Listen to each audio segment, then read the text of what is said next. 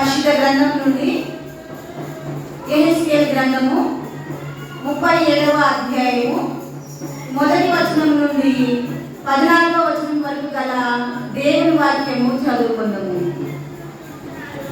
యెహోవా హస్తము నా మీదికి వచ్చెను.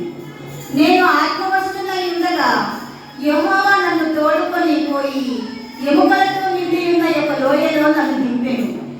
వాటి మధ్య నన్ను ఇటు అటు నడిపించుచుండగా ఎముకల అనేకములు ఆ లోయ